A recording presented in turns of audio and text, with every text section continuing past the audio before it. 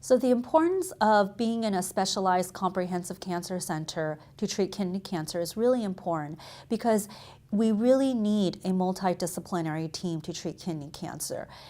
Every patient that walks through my clinic, I make sure that there's a surgeon on board if they have not had their kidney removed. And I also make sure that they see a medical oncologist to see if they need any advanced systemic treatments.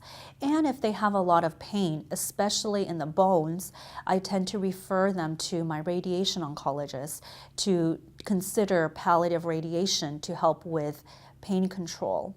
So I think a multidisciplinary, multimodality treatment to kidney cancer is extremely essential, and an academic center like UCLA provides that service, as well as many academic centers around the country.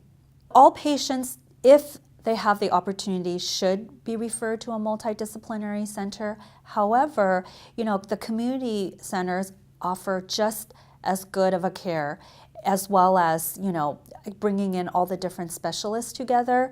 Even though they are not specifically located in one area, they do have access to different specialists. It's just a matter of timing and convenience for the patient.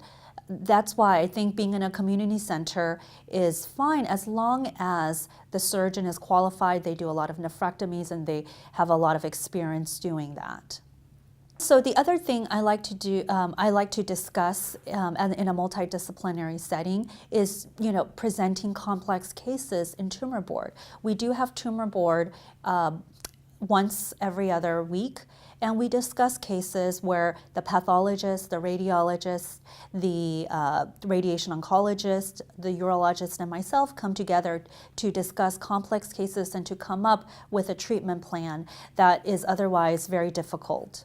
For stage 4 renal cell carcinoma, I look at the patient first of all to determine what kind of advanced systemic treatment they have. I like to talk to them, understand where they're coming from. I also have to know their other comorbid conditions, if they have high blood pressure, diabetes, if they have any autoimmune disease, because that really comes to play now if they have a history of clots, because therapies can affect a lot of their pre-existing conditions, especially the oral TKI medications we give can exacerbate hypertension, can cause clotting as well as bleeding and wound healing.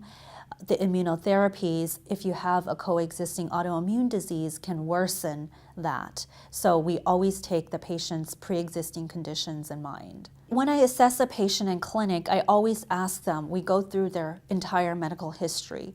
We go through the medication list to see what medication they're on.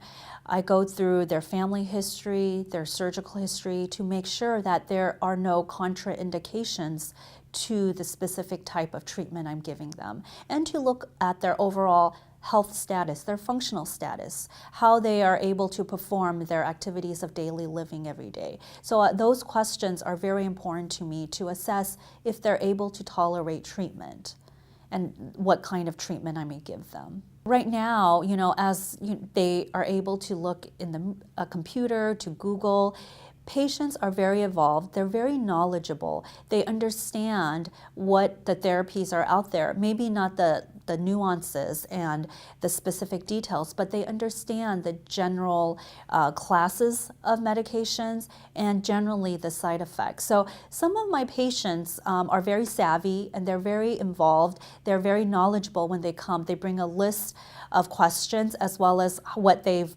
researched.